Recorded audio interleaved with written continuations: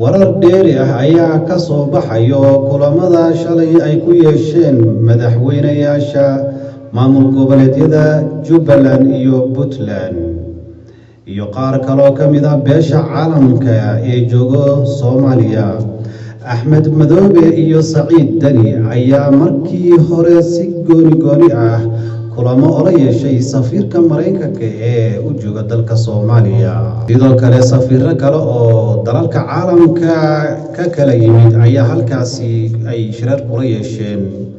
dhammaan shirarkani ayaa intooda badan waxaa diiradda lagu saaray arrimaha doorashooyinka dalka, heshiiskii Dhuusamareeb 3 iyo arrimo kale oo gaar ah labada dowlad goboleed, gaar ahaan goboleedka Jubbaland Axmed Maxamed Islaam, Axmed Madoobe iyo Saciid Cabdullaahi Dani ayaa sida aanu xogta ku helayno ka dalbaday safiirada beesha caalamka iyo Mareykanka Donald Yaminito in uu sharaxaad dheer uu ka bixiyo qoraal horay uu u soo dhigay bogga safaaradda Mareykanka ay ku leedahay Twitter-ka. wixii uu kala jooday ereygaasi oo micnihiisuna uu ahaa qaswadayaal, taas oo sida la sheegayo safiirka uu sheegay balse ereygaasi uu ku socday cid kaste oo doonayso in ay dib u dhigto dowlad wanaagga iyo horumarka dowladda Soomaaliyeed ayuu ku socday, ayuu yiri safiirka Mareykanka. Axmed Maxamed Islaam, madaxweynaha dowlad goboleedka Jubbaland, ayaa beesha caalamka ka codsaday in xal loo helo faragelinta fogaatay ee ay dowladda Soomaaliya ku hayso dowlad goboleedka Jubbaland.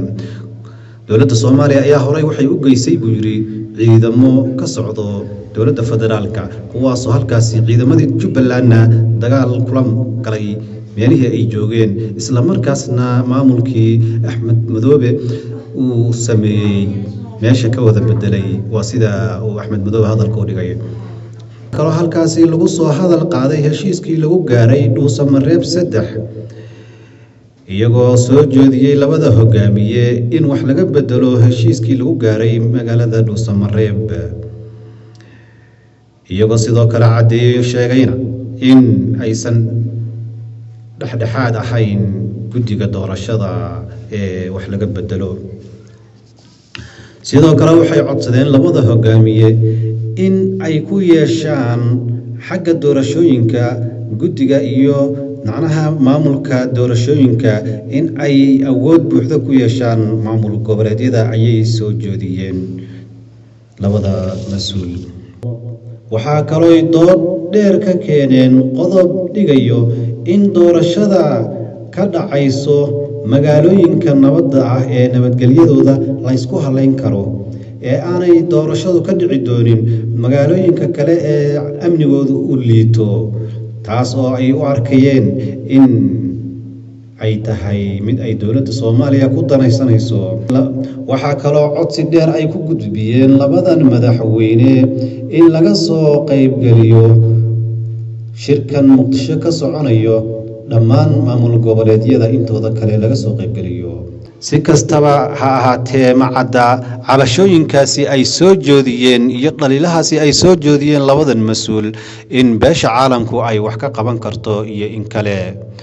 madaxweyne Maxamed Cabdullaahi Farmaajo ayaa horay wuxuu u cadeeyay in doorashada dalka ay u madax bannaan yihiin guddiga doorashada qabanqaabinayo, arrimahaasna loo xilsaaray. aad baad u mahadsantihiin. halka aad warka kala socotaan waa Dabayl TV Muqdisho.